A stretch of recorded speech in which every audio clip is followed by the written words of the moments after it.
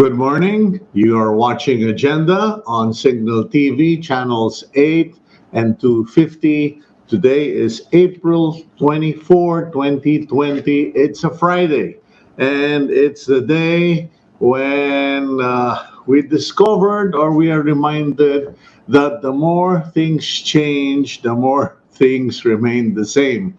And I'm referring, of course, to the President's announcement regarding the enhanced community quarantine, where the President basically said we're extending it to May 15. Now, just the highlights, the ECQ will be extended up to May 15 in high-risk areas, and as expected, it's going to be the same for the NCR, Region 4A, the Calabar Zone, for Panay, Cebu, and Davao provinces, and some high-risk areas that will be subjected to rechecking. Now, the good news in all of that is that the airports and seaports will probably be open or will be open for logistics operation, meaning flights will resume, but strictly or primarily for cargo deliveries, because that is needed now, because we really need to have all the logistics moving between the three main islands of the Philippines. Now, the other good news is that the President seems to approve of the suggestion of Senator Christopher Bongo for the Balik Probinsya program. We ourselves have mentioned that. In fact, we discussed that concept with Alfred Romualdez, Mayor of Tacloban, who suggested that on the show also, that there is a need for a Balik Probinsya program, first and foremost because we have thousands, if not hundreds of thousands, of workers, of employees, and of basically people living in the provinces who got stranded in Metro Manila during the ECQ. But on the long run, Senator Bongo has emphasized the need to launch the program to decongest Metro Manila and to ease the burden of government. So anyway, let's get on with the show. And to start off with, let's do a few of the headlines from the Philippine Star. The local government units continue to face challenges in distributing the cash aid through the Social Amelioration Program, or SAP.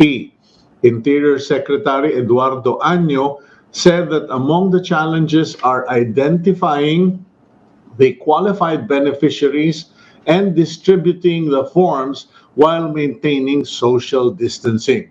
Several mayors, including Valenzuela's Rex Gatchalian and Pasig's Vico Soto, have made statements saying they are facing the same issues, saying some of the people find the need to go out despite the ECQ just to make copies of the forms and their identification cards. As such, Secretary Año said some LGUs are asking for an extension to distribute the cash subsidies. Meanwhile, 500 Filipino COVID patients are joining a drug trial to help find a cure for the virus. The said trial, which is led by the World Health Organization, may start today, April 24. It will take place in 20 participating hospitals in the country. Right now, the health department is just waiting for the shipment of drugs to be used in the trial. In other news, Malacanang supports the move of the Foreign Affairs Department to file 2 diplomatic protests against China. Presidential spokesperson Harry Roque said, "With or without COVID-19, we will continue to protect and push for the integrity of our national territory and sovereign rights." The protests filed against China stem from the pointing of a radar gun at a Philippine Navy vessel and the declaration of a Philippine territory as part of Hainan province. For those of you who are of the Islamic faith, Ramadan starts today, and President Duterte extends his greetings to our Muslim brothers and sisters in the country. In a statement, the President echoes that may the occasion give us peace amidst the adversity and challenges we face each day. Like all other activities, Ramadan is also affected by the COVID-19 pandemic as Muslims start the observance of the season without the nightly Taraweeh prayer in mosques. Okay, now let's go to our first interview. We have been picking up a lot of news items and complaints and problems concerning overseas workers or workers who are about to be deployed abroad but are stranded in different areas, particularly here in Metro Manila. We will try to get the administrator of the OWWA, Mr. Hans Cacdac, on the show. Okay, I just got an information here that Hans Cacdac couldn't make it because of a connection problem. We will go for a quick break. When we come back, we will reconnect to our interviewee here on Agenda.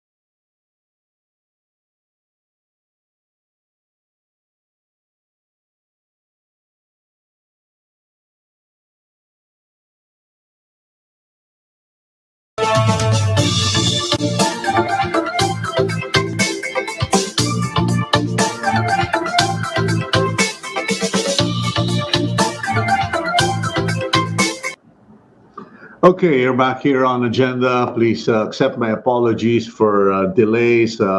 This is the problem of work from home and internet issues. I've got great internet here, but somewhere along the line, everything just kind of gets scrambled, particularly today. Today, even our guest lineups are getting scrambled because everyone's reacting to the president's announcement and decision regarding ECQ. But having decided to extend the ECQ for 2 weeks, Our question now is, how are people going to react to this? Not just in terms of, whether they like it or not, but the ill effects of being confined to a space for such an extended period, and in this situation, a month and a half. Now let's go to our well. Now he's our first guest today. We have with us John Carandang. John, welcome. Good morning. Thank you for joining us this morning. Yeah, thank you. Yeah, good morning to all. Yeah. Okay, now, John, let me ask you. I've been seeing things kind of escalate slowly. Thank God, slowly. But I have been seeing people getting more vocal, more. People are kind of now reacting to the Yes. ECQ, especially with the authorities telling them stay home. Medyo lumalabas na yung pikon, yung asar ng tao. Could you share with us what you know in terms of the effects of placing a person or group of people under this kind of quarantine for an extended period? Because in the States, I think you realize there are ongoing protests already. Lumalabas na sa kalye and nagiging problema na. Yeah. To be honest, hindi kasi tayo ready for this with this kind of quarantine. It's not our culture na to have a social distancing. So at this point in time, we are still in the period of um, time of uncertainties. So lahat talaga walang kasiguraduhan. So like for instance, our president, our government declared na 1 month ang enhanced community quarantine, and then biglang nag-extend ng 15 days, and then now all hanggang May 15 pa ulit. So yung burden ng tao, it really difficult for us kasi hindi talaga natin alam kung ano yung kanilang coping mechanism when it comes to ECQ. Like for instance, for those who are work from home, or those who have a work from home, they can generate money for that, so they can sustain their financial needs or their physiological needs. What about the those who are no work, no pay? Talagang malaking bagay sa kanila na after this, talagang they have to, whether they like it or not, magkasakit na kung magkasakit, they have to work para sa kanila, ganon ang mangyayari. Sabi nga Mm. ng isa, wala akong pakialam if ma, ma, ma, masam- ma, what we call this, magkaroon ako ng COVID. I mean, these are the people na talagang um, signs of desperation. Should I say desperate? The desperation na talagang they are all desperate na to survive. So kaya asahan natin na yung anxiety level ng mga tao tataas. Kasi because of they do not know what to do at they are still uncertain for the next coming days. Okay, now how does this is there a medical term for this? Yung kasi tinatawag natin buryong, steer crazy, some people say depression, but is there a medical term for this? So far wala pa naman, pero there are times na we can call it COVID-19 anxiety. I should Okay. probably ang ating pwede natin i-point because we are all anxious, to be honest, not to the Mhm. point na pathologically, but we are still kasi in the time of uncertainty. So mean to say, because of this COVID-19 pandemic, ang dami ng mga paranoia, like for instance, paano yan kapag after nitong COVID nito, ECQ, baka mahawa na ako. So we are all paranoid. Or Mhm. sometimes naman, ano mangyayari sa family ko kasi we are all uh, have no connection. So still, may issue pa rin tayo dito sa physical distancing. So talagang hindi tayo ready for this. Kaya Mhm. sinasabi nga ng ibang mga expert na after this COVID-19 pandemic, ang susunod probably is the mental health issues. Kasi dito pa lalabas yung mga sabihin na nating effect ng COVID-19 pandemic. I remember a friend of mine who was illegally detained I think in the 90s. He was he was framed up, illegally detained for like 3 nights, and then we managed to get him released. And I remember that for several days after his release, the only thing he wanted to do was maglakad ng maglakad, to keep going for long walks. And I didn't really think about it until after about a week, and I said to him, what's happening to you? You never liked walking in Metro Manila before because it's hot, it's polluted. But why are you suddenly spending so much time walking? And when we sat down about it, apparently the trauma of being in a cell affected his sense of freedom as an individual. Now, meron yung Filipinos now who are experiencing ECQ, is it similar to being in jail or being in prison? Yes, possible po, sir, because we are, because of our actions, we are all limited here. Kumbaga, even ako, personally, I'm very excited to lift this ACQ, and I have a lot of plans na kung anong gagawin ko. So kasi talagang, it is not our culture na tumambay lang sa bahay. You know what I mean? It's, basically, we lost our freedom. Like, for instance, going out para lang maglakad during nighttime is not our, it's another a big adjustment for us. Kaya Okay. marami asahan natin na after this is will be a full of talagang a new normal, ika nga. Talaga maraming lalabas at maraming sasabi nila, yay, tapos na ang ECQ, something like that. Okay, now, but I don't want people to, I don't want to agitate people. Yeah. Kasi, syempre, una, as a journalist, ino-observe ko, you as a clinician or as a practitioner, you study it, you log down the behavior. But after that, there must be solutions. Kasi naiisip ko, may mga madre, may mga pare, there are people, I know one or two persons who they are, the term escapes me, pero they've devoted their life to life of prayer. So Yes.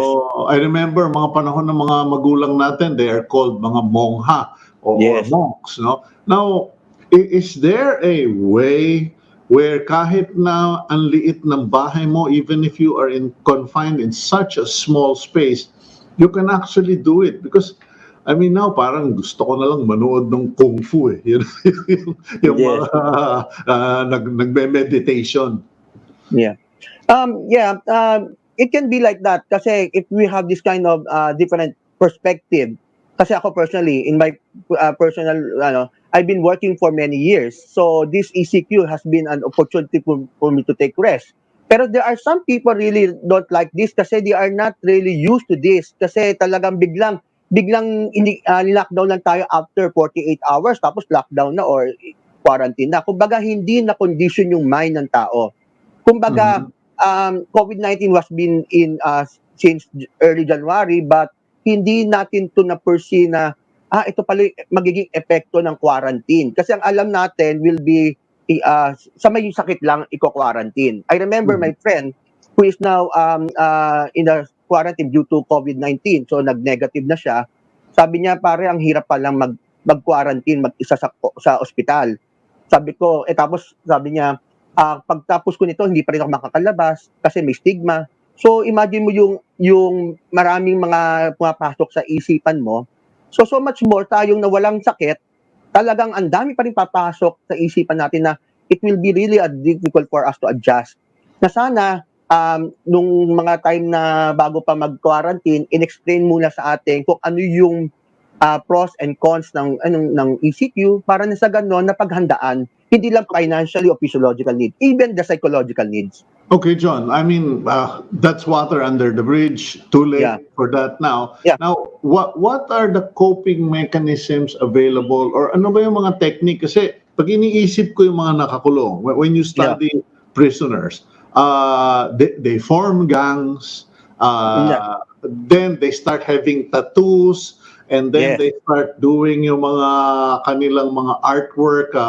Ships in glass bottles, etc. Can you give our viewers some idea of how to cope even in a confined space? Kasi kahit na malaki pa yung hacienda mo, kung ikaw lang mag-isa, Yes. wala kang kausap, Mabubulol bulong ka talaga. pa rin. Correct. Kaya nga, in my Facebook account, I show how to lessen the burnout during the EECQ kasi talagang burnout is real, right? The pagiging burnout. So I just want to spell out the burnout, the BURNOUT. So first, letter B is let us be productive at all times. So it is not merely na nasa bahay ka lang, nunod ka lang ng movies. It's okay yan. But still, you have to find ways or time na ano pa ba yung pwede mong gawin aside from watching movies, aside from checking your social media account. Letter U is unite with your loved ones. So, Mhm. yeah, it is still an opportunity for us. Actually, to be honest, natutuwa ako kasi marami mga Pilipino ang nag-reunite when it comes to, social, they are more intimate when it comes to social connectedness, also the use of social media. Yeah, And letter I have friends who are now doing group chats yes, via video. Kasi kahit na hindi sila makalabas, pinag-uusapan nila yung mga motorsiklo nila, yung mga yes, correct. plano, yung mga trips nilang gagawin. And Okay. it will become a good help for them. And then letter R, please remind everyone that the practical ways on how to flatten the curve. Kasi parang ang nangyayari kasi, yung social distancing is hindi pa nila naiintindihan kung ano talaga yung epekto ng social distancing. Kasi hindi natin kultura yung social distancing. Filipinos are very, touchy person. We love hug, mano, kiss, etc. But still, pag naintindihan natin to, pinaintindi natin sa mga bata to, and the same time, maging culture natin to, you are very much be careful about it. Letter N, it is a time for us to nurture our soul. Kaya nga sabi nga namin, mga mongha, di ba, nung time na yon, uso yung mongha, yung monastic life.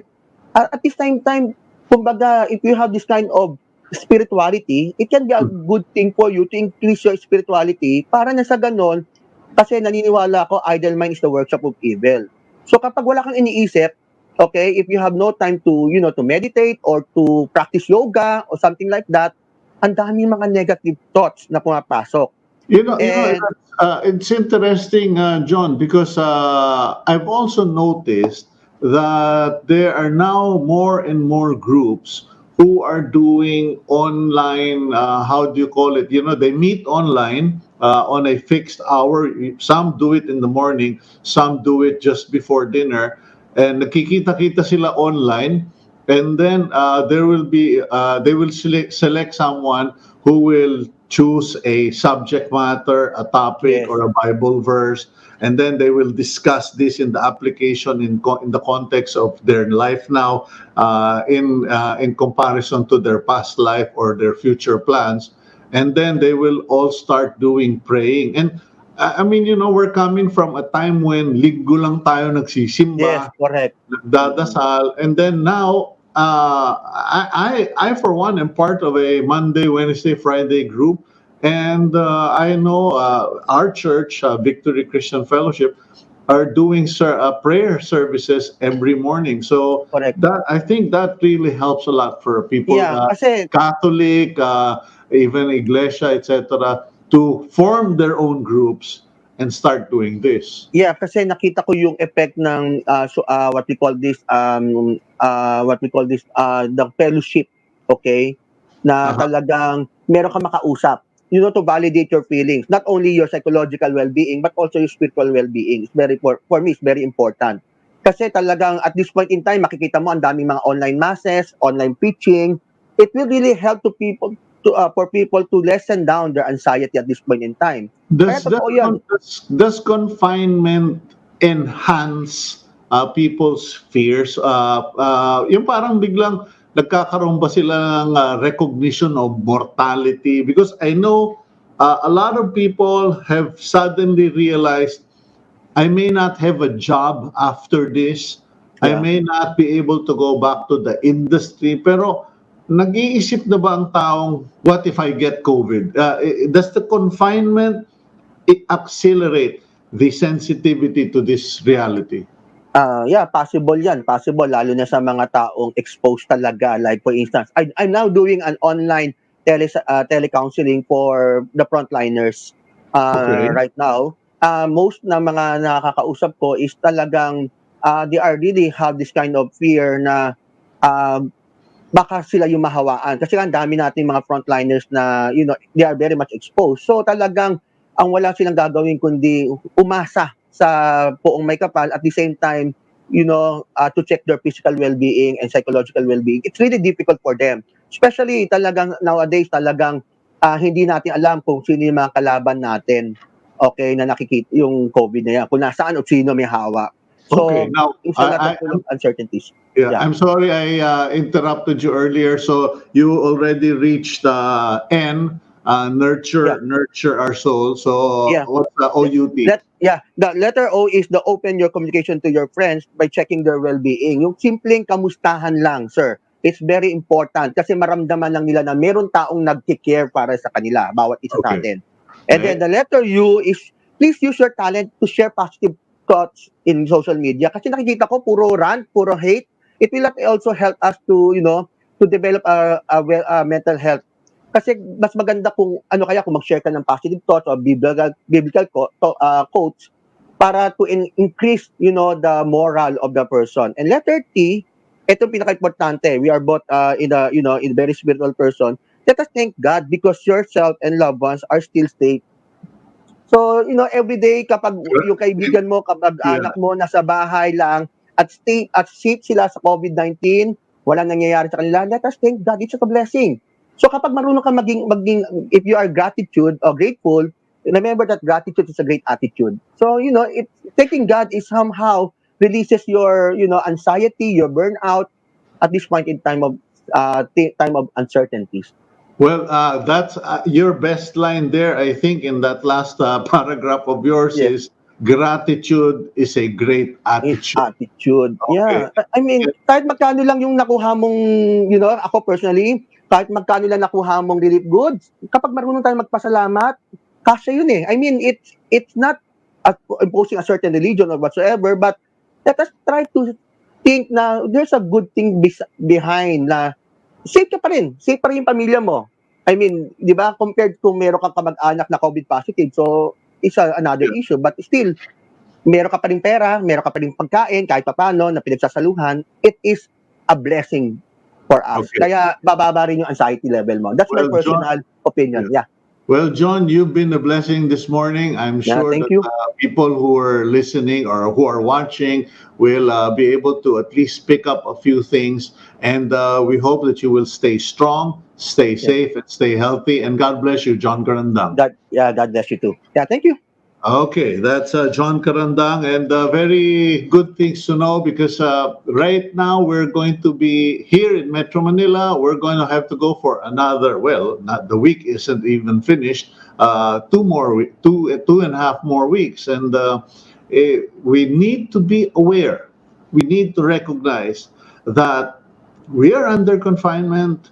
There are ill effects of the confinement. We need to be conscious of them, and we need to do something about it. I'm not asking these questions to kind of stir things up. No, I'm asking these questions so that you become aware. And when you are aware, you can take a protective stance. Now, speaking of protective stance, let's go to our next guest. Our next guest is a Brigadier General. And he's also, I consider him a friend, a great source of information. We have online Brigadier General Edgardo Arevalo. Sir, good morning, sir. Good morning, Cito, and to all our televiewers. Magandang umaga.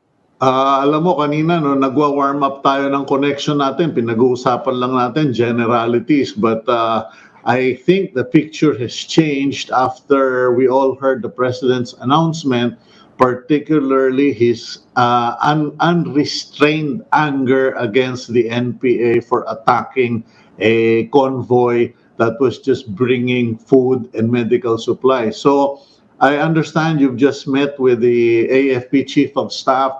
Ano po ba ang galaw dyan ngayon sa mga kampo? Given the new set of extension, what are the plans? Well, una sa lahat, Cito, ang ating position ngayon ay Well, with regard to the changes doon sa ECQ, kung doon muna tayo pumunta, Yes. well, kailangan nating magawa ng readjustments sa ating troops deployment sapagkat may mga areas na wala sa ECQ, merong punta sa general community quarantine. So magkakaroon tayo ng adjustments but so far I think ang buong National Capital Region remains to be at ECQ. So yung napag-usapan natin kanina na magkakaroon pa rin tayo ng ating rotation ng ating tropa. Supposed to be ang rotation is every 14 days but itong unang grupo na napalitan lamang sila after a month. So we'll endeavor to achieve the every 14-day na replacement or rotation ng ating tropa na kasalukuyang nakadeploy.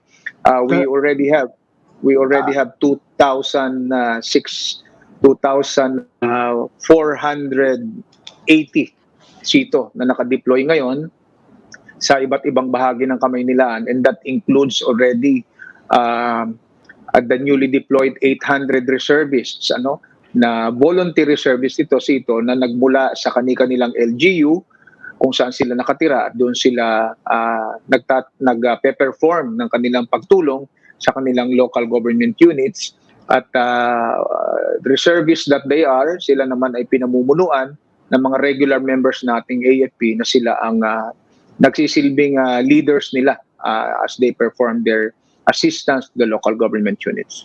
Okay, just clarifications on some points, General. Sure. We are now revolving troop deployment.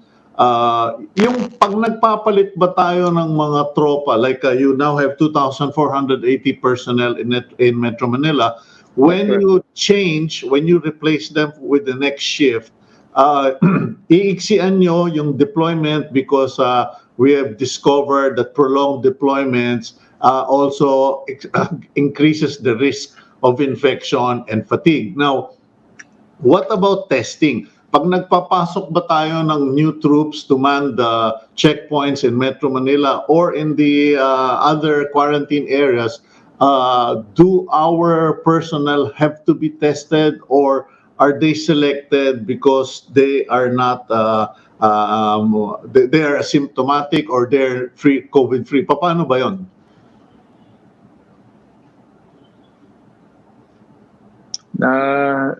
Nawala ka, Cito. Nawala ba? Okay, hindi. Tinetest ba natin yung mga tropa na dinideploy bago dalhin sa mga checkpoints? Yes, if I got you correctly, you were asking kung na-test ba yung mga tropa natin na nadi-deploy. The answer is yes. Unang-una, ating priority sa ating test yung may mga symptoms, and dinidetermine naman natin kung sila ay positive sa COVID-19. So far sa nakita natin, ang na-test na positive ay hindi naman talaga doon sa RITM test. Okay, kaya ang kinailangan nating gawin ay yung ating quick or rapid testing. So far meron nag-positive sa rapid testing, pinavalidate natin yan sa RITM, but so far nag-negative naman sila. So ang bottom line, when we deploy our troops, we make sure that they are properly equipped when it comes to personal protective equipment. Hindi naman exactly yung PPE that we know kung ikaw ay nasa front line sa isang ospital, but we provide them then of course with masks.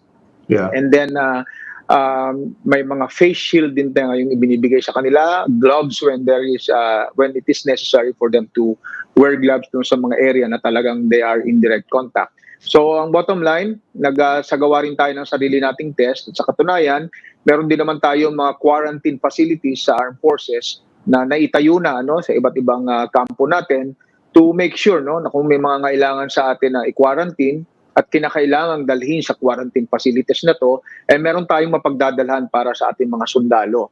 Naiulat ko na rin Cito na sa buong Armed Forces of the Philippines, nagkaroon na tayo ng 35 ng mga nagpositibo sa COVID-19. Ano to, yung tinatawag nating gold standard. But ang magandang balita diyan, 29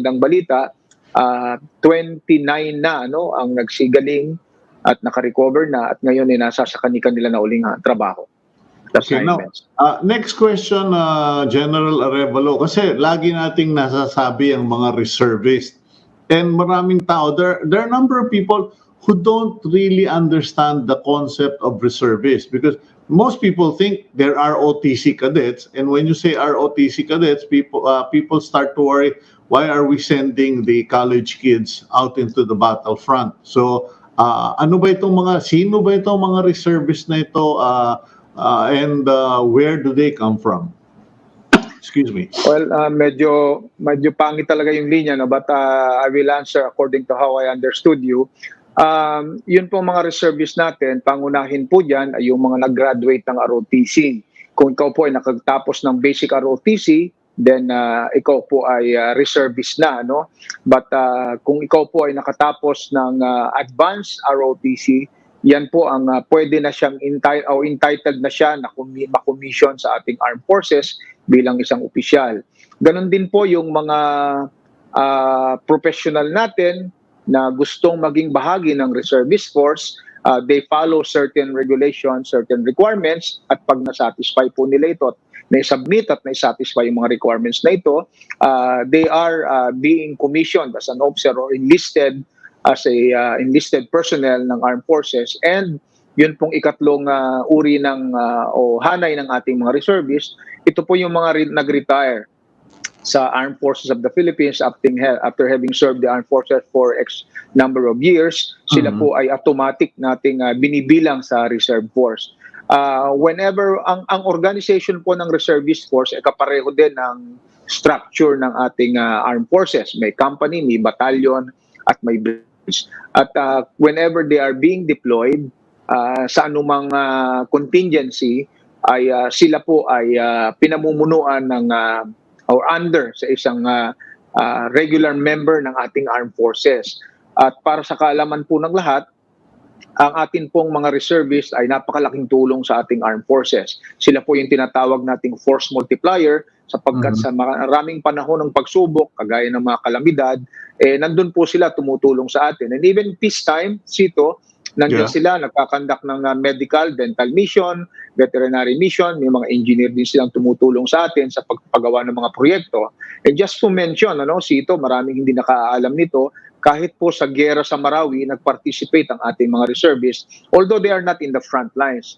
Nandun sila sa rear, they assist in caring for the sick, for the wounded, nating mga sundalo, at yung mas mahaba ang ipinaglingkod, kasi nung bandang middle, hindi na na-deploy yung ibang reservists, but yung ating mga communications and electronics engineer, tumulong sila sa atin sa larangan ng komunikasyon between and among our troops, at napakalaki ng kanilang naging silbi sa ating naging laban sa Marawi. Okay, now going to the announcement or yung sentiments ni President Rodrigo Duterte regarding the NPA and the Abu Sayyaf, napansin namin parang taking advantage yata itong mga kalaban ng AFP. Is it just by coincidence, or are you seeing a renewed activity of both the AFP and the of the Abu Sayyaf and the NPA? Naku, Cito, medyo napakalabo. Pwedeng pakisuyo, pakiulit ng tanong mo.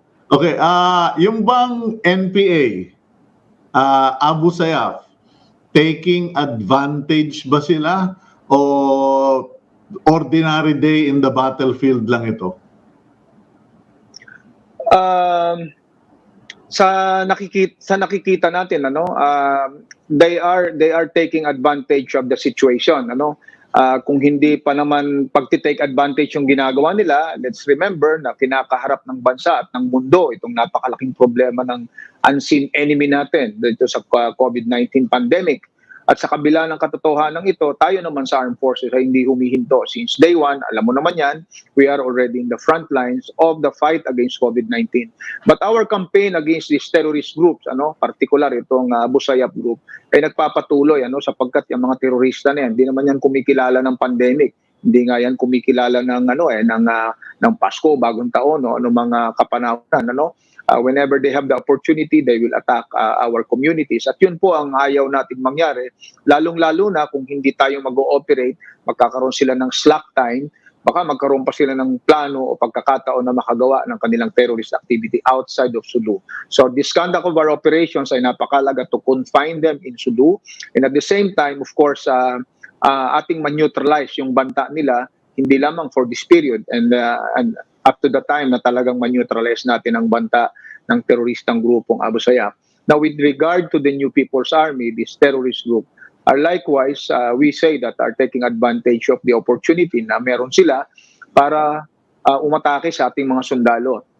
Kung hindi nila irespeto ang ceasefire na idineklara, na unilateral ceasefire na idineklara ng ating Pangulo, para mas higit nating matutukan ang paghahatid serbisyo sa ating mga kababayan, dapat irespeto man lamang nila yung sariling ceasefire na sila mismo ang nagdeklara, yung sarili nilang unilateral ceasefire. But as we have experienced in the past, and we have experienced again in this period, na nagdeklara sila ng unilateral ceasefire nila, bina-violate nila ito. Sa katunayan, may mga sundalo tayong namamatay sa kanilang patraidor na pag-atake sa ating mga sundalo na either nagbibigay or tumutulong sa mga local government official sa patid doon sa mga sulok na barangay at sitio natin upang makarating yung mahalagang tulong ng ating gobyerno sa mga maliliit nating kababayan, ay naatake nating mga sundalo, ano? At in these instances, itinanggi pa nga nila yung nangyari diyan sa Balanggiga sa Eastern Samar, na inaagawan nila ng relief goods o ninanakaw nila ang kakarampot na nga na nakuha ng mga kababayan natin, kinukuha pa nila. And then may nangyari na naman ganyan dito sa Himamaylan, sa Negros Occidental, kung saan 3 ang namatay nating sundalo diyan, na inatake rin itong mga teroristong grupo doon sa panahon na sila naman ay nagbibigay ng area security doon sa mga tropa natin na tumutulong sa mga local government official. And then itong nangyari na naman sa Aurora, na siyang ang pinanggagalingan o pinaguhugutan ng ating Pangulo.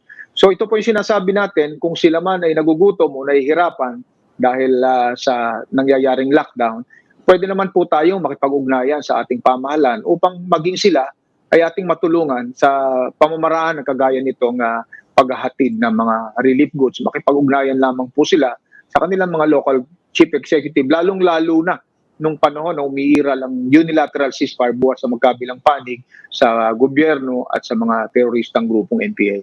Okay, I'll have to leave it at that, General Arevalo, but at the same time, nananalangin po kami na gagabayan ng Panginoon lahat ng ating mga sundalo at matigil na itong hindi magandang paglalaban-laban ng mga Pilipino laban sa kapwa Pilipino. Thank you for all your inputs, General, and please stay safe, stay strong, and stay healthy. God bless you, sir. Maraming salamat, Cito, at sa ngalan po ng AFP, sa pamumuno ni Chief of Staff, si General Filimon Santos Jr. Umasa po kayo na ang inyong sundalo ay laging tutugon sa oras ng pangailangan, at hiling po natin sa ating mga kababayan, makipagtulungan na po tayo sa ating pamahalaan sapagkat ang tanging hangarin po nito ay mailigtas ang mas maraming Pilipino buhat sa banda nitong COVID-19, dahil kung hindi natin gagawa ang enhanced community quarantine, patuloy na lalaganap ang virus at marami magkakasakit, ma-overwhelm ang ating health facilities, tayo pong lahat ang mahihirapan. Okay. Magandang umaga po. That's Brigadier General Edgard Arevalo of the Armed Forces of the Philippines. Now let's move on to our governor for the day. Let's go up north. We have online Governor Dakila Cua of Quirino. I hope that there we go. The young, good-looking Governor of Quirino. Magandang umaga, Gov. Magandang umaga, Cito, and to all our viewers na imbag nga bigat kada tayo amin po. Okay, Gov, how are things in Quirino? How is the COVID-19 situation? And how are you coping right now? Cito, as I've said, na kami ay medyo pinoproteksyonan siguro ng Panginoon. So far, up to this day, we are still COVID-free in Quirino Province. We have now about 3 suspects or PUIs dating tinatawag natin, and about 260 or 70 na yung mga for observation, yung dating PUM. So hindi pa namin binibitawan yung category ng PUM dahil it helps us monitor and count numbers and track these people and make sure they are okay. Okay, that's great news na up to now wala pang COVID positive cases, and I'm sure that you are really checking at every entry point to Quirino. Pero kamusta naman po ang economy ng Quirino? We are very dependent on your province for many agricultural products, and how is the situation there in terms of the local economy? Siyempre tulad po ng the rest of the country or kahit na the rest of the world, it has really slowed down. But sinunod naman natin yung mga guidelines ng national government, which means we prioritized food production. And dito naman sa Quirino ay agrikultura ang aming kabuhayan dito. So marami pong farm activities na pinagpatuloy. So nagpatuloy po yan under the supervision of barangay captains and barangay tanods. Kaya papasalamat ako sa ating mga frontliners na barangay officials. No? Sila talaga ang nagmamanage ng situation. So patuloy naman po yung mga farming activities. Ang nagiging issue nga dito, Cito, is how do we now help these farmers with their products at paano natin to dadalhin sa ibang probinsya. Pwede pa rin naman ang movement of goods, hindi naman natin pinagbabawalan. Pero ang problema, syempre siguro yung mismo nagdadala may agam-agam. No? So yun siguro kaya dahilan kung bakit medyo bumaba ang frequency, intensity of traveling of food. Okay, now wala pa ba tayong coordination with the national government, the Department of Transportation and the Department of Agriculture? Because dito naman sa Metro Manila, mahal pa rin ang ang presyo ng mga bilihin, but I understand that in your part of the country, it's the farmers are complaining that farm gate prices are low and they are having surplus. Well, there's some silver lining in every situation, Cito. I think kung maalala natin a couple of years back when we introduced the liberalization of importation of rice, medyo nangilo yung mga rice farmers natin dahil nagsibabaan ang presyo ng bigas. Pero ngayon, medyo nakakabawi sa ganitong panahon ng rice farmer kasi medyo maganda ang bilihan ng presyo.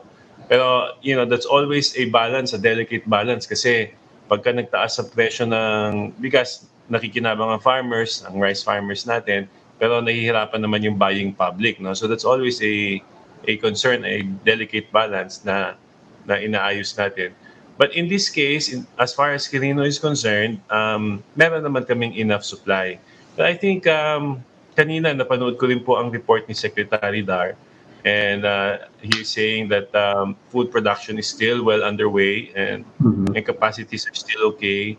And I'm glad that he is looking into that. So yung rice talaga ang kailangan nating tutukan dito kasi yung ating usually na pinagbibilhan, no, yung Vietnam and other countries are tending to stockpile their own rice. So doon tayo dapat magtuon ng pansin. And I think naman na nag-respond naman ng mabuti ang Department of Agriculture. What about corn? Pasensya ka na, Gob. I'm not too familiar with the agricultural products of Quirino. But what about corn? Hindi ba malakas din ang corn dyan sa area ng Pilipinas? Yes. This is still Cagayan Valley is still the number one producer of corn, and in this area, we feed all the livestock.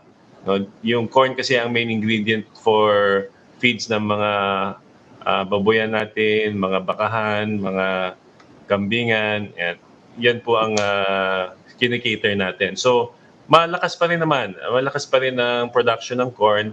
The supply is good. there's enough to go around. That's not a critical concern. But Ang are you Pilipinas are is you planning self-sufficient.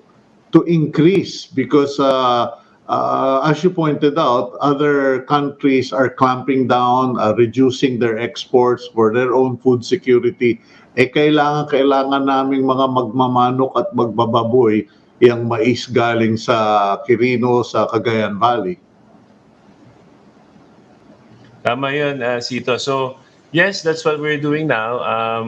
In fact, nag-meeting kahapon ang DA regional office dito. And for the past 2-3 weeks, we've already been talking about food security of Quirino province. So, what we're doing is calculating the supply for our own domestic consumption dito sa Quirino. And then, ina-assist na namin yung mga lahat ng hindi namin kailangan at surplus, tutulungan namin yung farmers namin na ilabas. So, we have also started scheduling the production. So tulad po ng mga irrigated areas for rice, schedule namin na yung iba agahan na yung planting at yung iba mas delayed naman para hindi magsabay-sabay, and there will be continuous supply at least for our province and those who will get the products, our surpluses, possibly in Metro Manila. Okay. Final question, Governor. What about tax collections? Kasi sabi kanina ni Secretary Sani Dominguez, yun na yung pinoproblema niya. They have low tax collection now because Metro Manila is basically at a standstill. What about the province of Quirino? How is your tax collection and income generation in the province? Yung Quirino province itself, the local government kasi Sito, if I may explain, no, Yeah. is not dependent on our tax collection. Ibig sabihin kasi ang revenues namin from real property taxes are not significant. That's why we have decided to declare an amnesty under this COVID situation, so that yung mga hindi pa nagbabayad ng kanilang real property sa Quirino province, hindi na namin hahabulin. Para tulong na lang yun sa pamilya, parang ayuda na rin yun. So Okay. that's what we did for our real property taxes. Now, what we need to do is to make sure that our commerce remains to flow, our farmers remains to continue to do their production activities, and we're able to market these products. I think ang importante yung pera na mapupunta dun sa mga pamilya at sa mga farmers na constituents namin para umikot ang local economy. So Ayun. that's what we're trying to facilitate nga po sa mga food security meetings natin. Okay, well, that's very sensible strategy, and we hope that we wish you all the success, and we will continue to pray for all our countrymen in this situation. Thank you for joining us this morning, Governor, and please stay strong, stay safe, and stay healthy. God bless you. Stay safe also. Ingat po tayong lahat. Thank you. Okay, that's Governor Dakila Cua of the province of Quirino. Now we will go for a 2-minute break, and when we return, we hope to catch up with the rest of our lineup this morning on Agenda.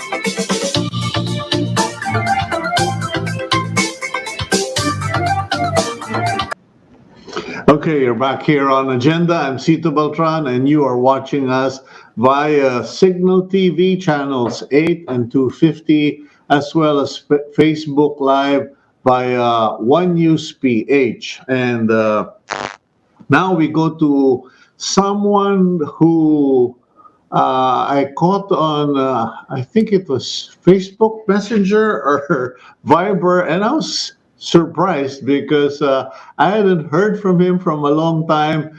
I consider him to be a friend. You know, he's one of those friends that you don't really get to see often, but when you see each other, there's that connection. And I'm speaking, of course, of a veteran actor. He's a household name, Mr. Leo Martinez. Sir Leo, nandiyan ka ba? Don Robert? Good morning, good morning. Finally, nagkita rin tayo. Miski sa sa video lang tayo. Okay na yan.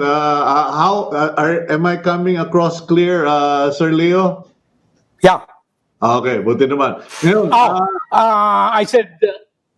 I said mabuti nakita tayo miski ganitong sa TV lang tayo nagkikita. Pero nagkita at least.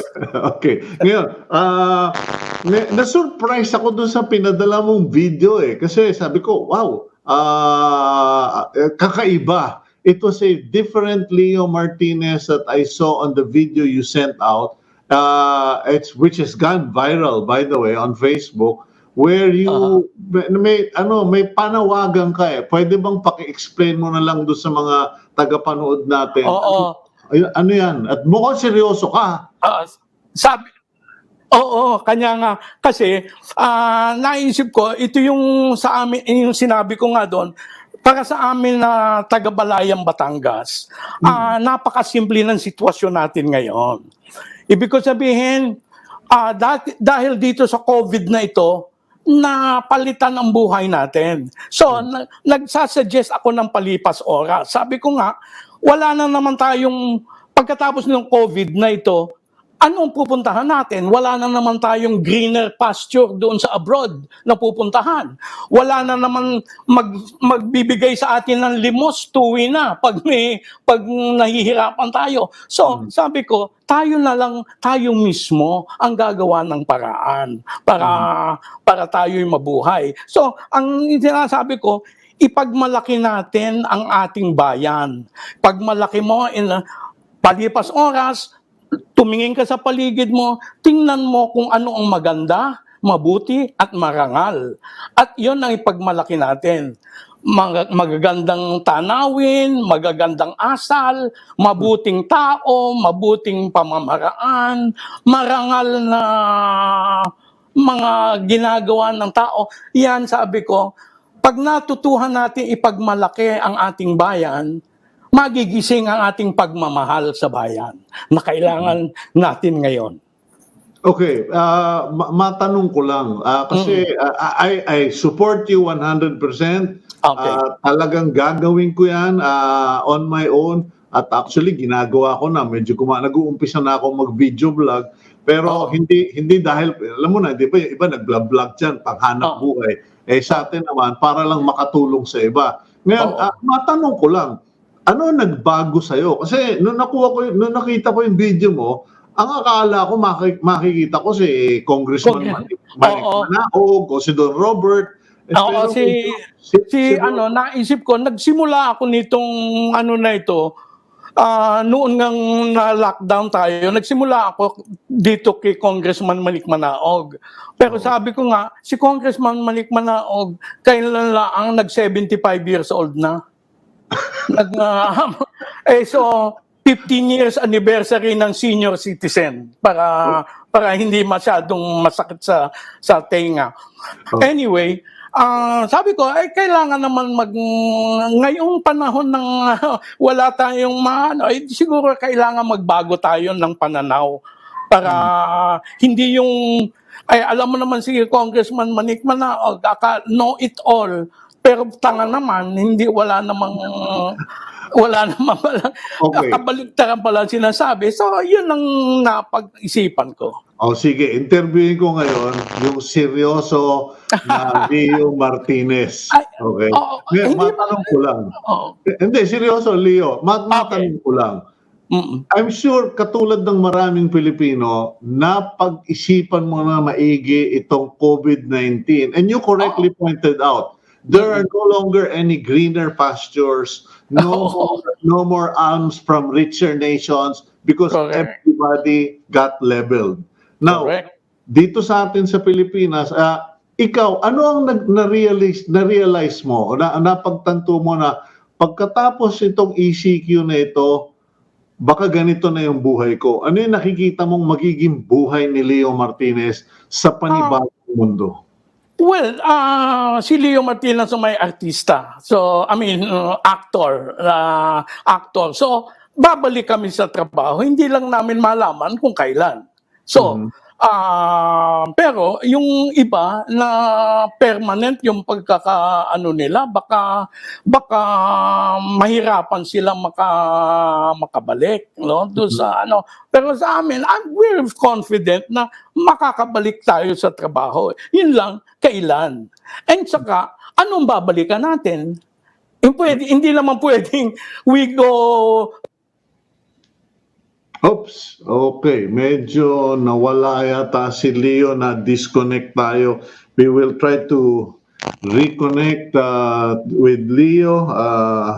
I don't know what's going on. I don't know if I'm even on air, but okay, we're trying. We're calling again, and it's important that because what Leo Martinez is telling all of us is come up with your own videos, come up with your messages on Facebook, on social media, and talk about the good things that you see around you, sa paligid mo as Filipinos, and even to our friends who are watching from abroad or foreign viewers. If you see something nice, because I know there are a lot of expats. I'm married to a foreigner here in the Philippines, and they also see a lot of nice things about the Philippines. And if we could all just put together those videos, those posts on Facebook, we might be able to highlight positive things and replace. I mean, honestly speaking, as your anchor, as your host here on the agenda, I can't wait for the day when I can do regular interviews just like I was partially doing with Leo Martinez, because I'd rather talk about positive things, about good things. But half of the time we have to dish out all of the statistics, all of the problems that's going on around the country. And I guess that's what Leo Martinez is trying to counter.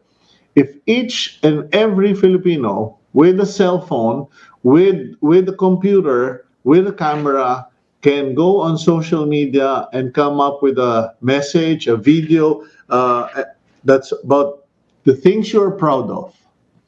In fact, I'm reminded, and forgive me, those Bible memory champions. But I remember, I think it's in Philippians or Ephesians. Whatever is good, whatever is pure, whatever is kind, whatever is joyful. Let's post that on Facebook. Let's share it with the world and with Filipinos in general, in particular, so that we can all have something to look forward to. Like I look around me right now. I mean, hey, we're not freezing. I love the weather. I love the sun, and I would do that. This past few weeks, I've been doing video, which I haven't shared because I'm not exactly an expert in it. But I did a video of planting seedlings, etc. Let's get Leo back, because it's actually his idea, not mine. Okay, Leo, are you back there? Okay, we're reconnecting with Leo. Leo, calling Leo. Okay, that's our problem with this newfangled technology of ours. It's a hit or miss, but In any case, Leo Martinez is asking all of us to post, video, share good ideas, things you are proud of, things that are positive, so that we can encourage others. Now, before I end the program, I just want to make a shout out to all the governors, mayors, city councils, provincial councils, etc. Parang awa nyo na po, even yung mga village associations, parang awa nyo na po for the sake of the Filipino in the new environment, in the new world after COVID. Please allow and open up your areas so that the telcos can put up cell sites. We will not have a fluid, sensible, efficient telecommunications setup for as long as you are all, many of you are blocking the construction of cell site. Let's go to Leo Martinez. Ay, salamat. Pareho tayong nangangapa, kabayan. Oo nga, pareho tayong hindi sanay dito. Okay. Anyway, so ituloy mo yung ideya mo. Sabi mo kanina na talagang makakabalik ka sa trabaho, may hanap buhay pa rin kayo, no problem sa kabuhayan. Pero sa pamumuhay, ang suggestion ko lang naman palipas oras. Wala rin lang tayong magawa. Kanya ako nag-suggest ng palipas oras na ang sabi ko, gawin na natin ang palipas oras natin ay ang pag-usapan natin ay yung maganda, yung kultura natin. Okay. Kasi ang kultura naman natin, kailangan naman talagang i-preserve natin yan. Hindi naman atin yan.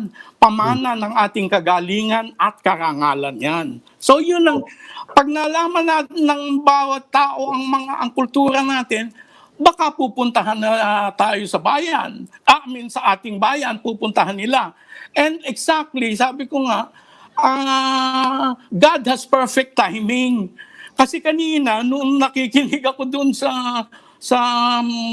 address ni Presidente, yung idea nila na balik probinsya, sabi ko, eksakto yan doon sa iniisip ko. Kasi nga, kailangan bumalik tayo doon sa ating probinsya kasi nandun ang ating kayamanan.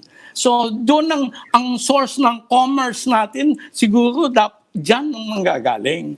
Alam mo, Leo, ako ay pinagmamalaki kong bilang naninirahan sa Pasig, pero ang puso ko nasa Lipa. Dahil lahat ng mga alagain natin. Ang kaping barako, doon ang galing eh. Sige. Doon ang galing sa Okay, ganito na lang, Leo. Gagawa ako ng hashtag Leo Martinez Challenge. Every time meron kang mabuo, pakipadalan mo naman kami at mailabas namin din sa programa. And sana mag-take off ito dahil napakagandang pampalipas oras. Maraming salamat, Leo. Cito, isang ano lang kasi napakinig ko yung psychologist kanina. Napakinig ko yung psychologist kanina tungkol dun sa, sabi mo nga, nag-gathering kayo, may ginagawa kayong mga kung ano-anong projects. Yung sa akin, I happen to be a teacher of no acting please ni Eric Morris. And to get, we have to express everything that we feel. Para kasi yun ang kailangan nating gawin pag nag-iisa tayo, express everything that you feel. Kasi yung unexpressed feelings, toxin in your body. Kanya, iwas sakit. We have exercises for that. Maybe we can reserve that for another session. But I am so, because we have to express everything that you feel para hindi tayo nabuburyong, hindi tayo na-i-stress. Pag hindi mo na-express, nagiging sakit yon sa loob, yung unexpressed feelings. Okay? So yun lang. Huwag na nating pahirapin, Leo. Bigyan mo ko ng araw Anytime between 8 and 9:30. Okay. Bigyan mo ko ng araw next week, and it's a date. Okay. Thank Okay. you. Thank you, Thank you very Cito. much, We'll Leo. see you. Okay, Okay. please stay safe, stay strong, and stay healthy, and God bless you. Okay. Okay, that's Leo Martinez, ladies and gentlemen, and that wraps up our day, wraps up the week, and we thank God that we are on air. We are struggling, and we ask you to bear with us, be patient. I'm in particular learning all about technology, but as we go forward, I pray that the good Lord will bless all of you. And forgive me, I couldn't remember the Bible book or the verse chapter, but whatever is good, whatever is pleasing, whatever is joyful, whatever is righteous, whatever is good, and whatever gives praise to the Lord, that please share, dwell on that, and may God bless all of you. Thank you. That's Agenda.